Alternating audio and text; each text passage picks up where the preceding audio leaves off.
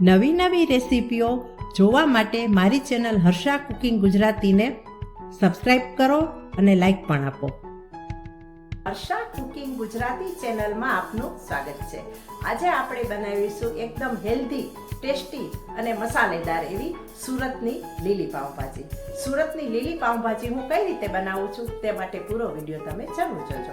ચાલો બનાવીએ લીલી પાઉંભાજી. લીલી પાઉંભાજી બનાવવા માટે સૌપ્રથમ આપણે ફ્લાવર કોબી, રીંગણા જે લીલા છે, બટેટું એક અને ડુંગળી, તેને આપણે સૌ પહેલાં કુકરમાં બાફી લેશું. કુકરમાં જરૂર જેટલું પાણી મૂકી અને આપણે હવે બાફવા મૂકીશું અને 4 સીટી આપણે થવા દઈશું. કુકરમાં શાક બફાઈ રહ્યું છે ત્યાં સુધી આપણે પાલક અને લીલા વટાણાને અલગ અલગ બાફી લેશું. શિમલા મરચું અને ટમેટાને એકદમ નાના ટુકડામાં અલગ અલગ કાપી લેશું અને કોથમરી, લીલું મરચું, આદુ અને લસણની આપણે એક ચટણી બનાવી લેશું. પાલકને બાફવા માટે આપણે અહીં પાણી ગરમ કરવા મૂક્યું છે. તેમાં આપણે પાલક ઉમેરીશું અને 1 ચપટી ખાંડ ઉમેરીશું.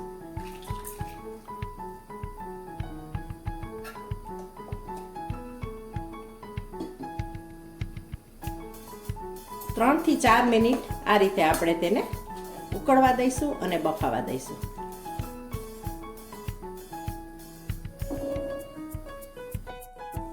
પાલક બફાઈ ગઈ છે. હવે તેને આપણે કાઢી અને ઠંડા પાણીમાં એડ કરી દેશું. ફ્રીજનું એકદમ ઠંડુ પાણી લીધું છે મેં, જેથી કલર લીલો જ જળવાઈ રહે અને કુકિંગ પ્રોસેસ પણ બંધ થઈ જાય.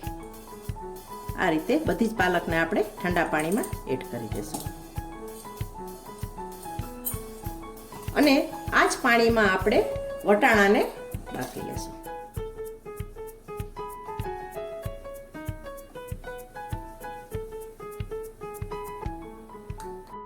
માત્ર 5 મિનિટમાં વટાણા બફાઈ ગયા છે. ગેસને મેં બંધ કરી દીધો છે. હવે આપણે વટાણાને સાઈડ કરી દેશું અને પાઉંભાજીને આપણે વઘારીશું. તેના માટે એક તપેલામાં મેં 2 ચમચા તેલ લીધું છે. ગેસને આપણે સ્ટાર્ટ કરીશું.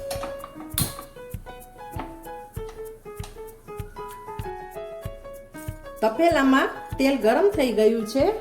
હિંગ ઉમેરીશું અને સાથે જ લસણ, આદુ, મરચાંની આપણે પેસ્ટ ઉમેરીશું.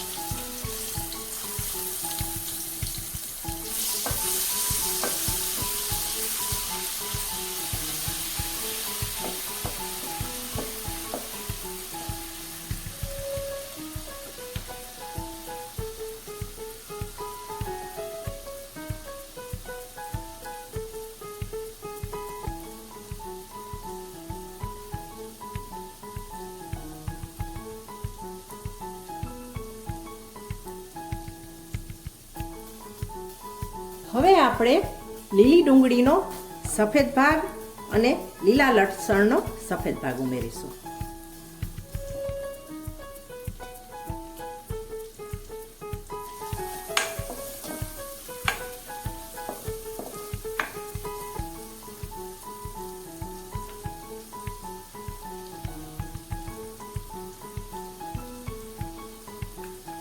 તેલમાં ડુંગળી, લસણ સંતળાઈ રહ્યા છે.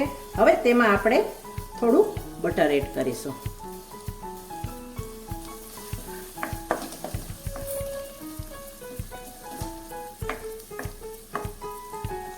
અને સાથે જ આપણે લીલા ટામેટા, શિમલા મરચું ઉમેરી દઈશું અને થોડી વાર ચડવા દઈશું.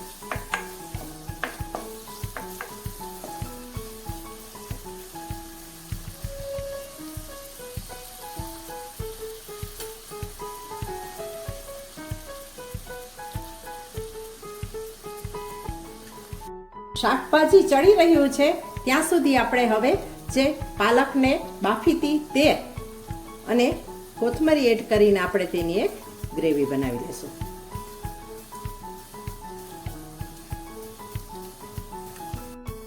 હવે ચડતા શાકભાજીમાં આપણે બાફેલા વટાણા એડ કરી દઈશું અને લીલી ડુંગળીના પાન ઉમેરી દઈશું.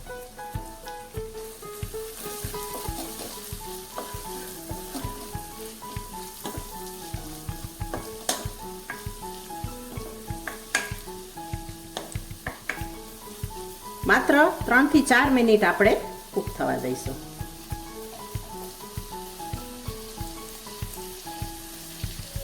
અને સાથે આપણે જરૂર પ્રમાણે મીઠું,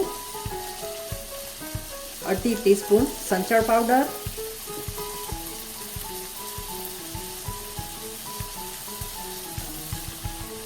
બે ચમચી પાઉંભાજી પાવડર, ગરમ મસાલો અને થોડી કસૂરી મેથી એડ કરીશું.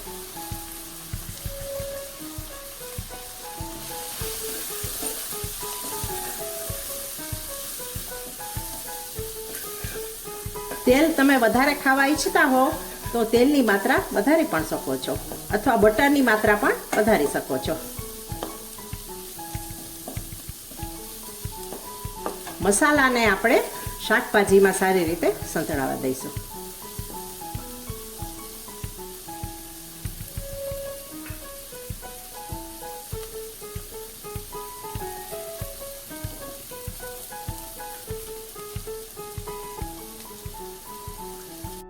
શાકભાજી બધું સંતળાઈ ગયું છે. હવે આ શાકભાજીને આપણે મેશ નહીં કરીએ ને તેની અંદર આપણે બાફેલું શાકભાજી એડ કરી દઈશું. જે આપણે ફ્લાવર કોબી, બટેટા, ડુંગળી વગેરે બાફ્યું હતું અને મેશ કર્યું હતું તેને આપણે એડ કરીશું.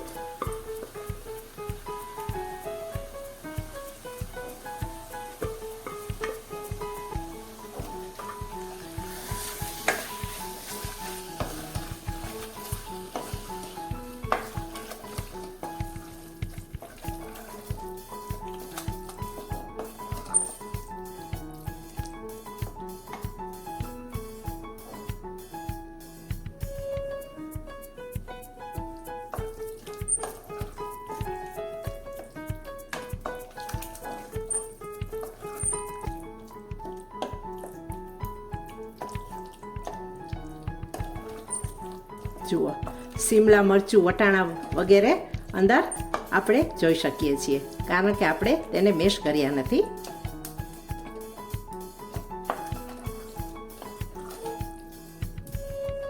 હવે આપણે જે પાલક અને કોથમરીની ગ્રીન પેસ્ટ કરી છે તે એડ કરી દેશું.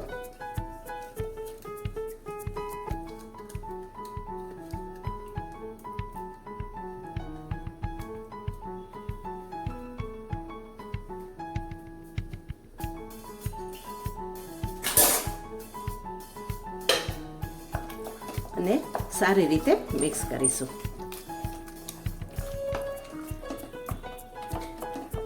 જુઓ કેવી લીલા કલરની આપણી સુંદર મજાની પાઉંભાજી બની રહી છે. એકદમ હર્બલ વાળી છે, કોઈ પણ જાતનો આપણે કલર નાખેલો નથી અને એકદમ ગ્રીન કલરની આપણી પાઉંભાજી બની રહી છે.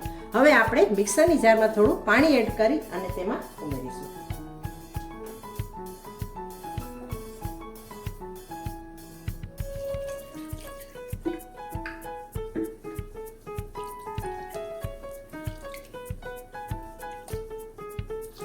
તમારે જેટલો રસો કરવો હોય પાઉંભાજીમાં એ પ્રમાણે તમે પાણી એડ કરજો.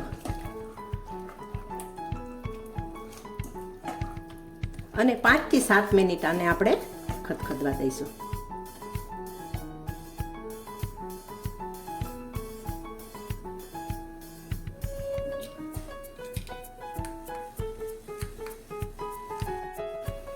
હવે તેમાં હું 1 ચમચી આમચૂર પાવડર એડ કરીશ અને આપણે જમવામાં સાથે લીંબુ પણ લઈશું. બસ, લીલા કલરની ગ્રીન પાઉંભાજી આપણી તૈયાર છે. ગેસને હું બંધ કરીશ અને હવે આપણે પાઉં શેકીશું અને સર્વિંગ કરીશું.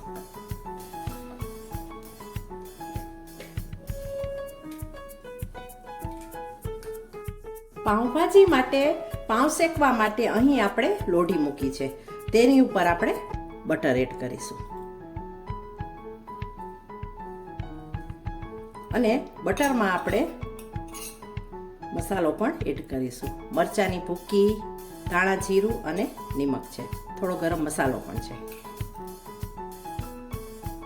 કોથમરી ઉમેરીશું અને પાઉંને આપણે શેકીશું.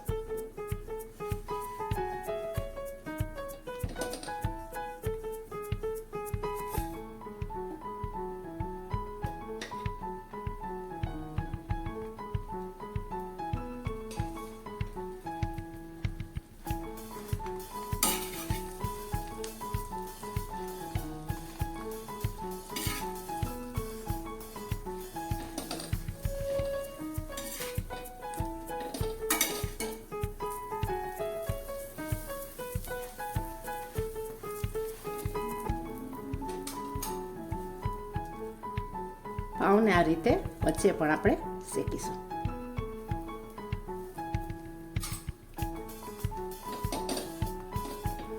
આ ઘઉંના પાઉં છે. મેંદાના પાઉં પણ તમે લઈ શકો છો, પણ આજે મેંદો નથી ખાવો એટલે અમે ઘઉંના પાઉં લીધા છે.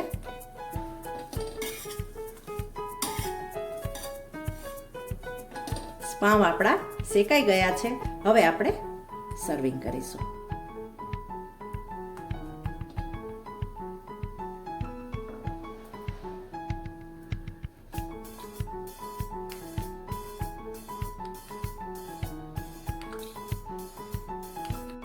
સુરતની પ્રખ્યાત લીલી પાઉંભાજી બનીને તૈયાર છે અને તેની મેં સર્વિંગ પણ કરી દીધી છે. તમને આ લીલી પાઉંભાજીનો વિડીયો કેવો લાગ્યો તે મને કોમેન્ટ કરીને જરૂર જણાવજો. Thanks for watching.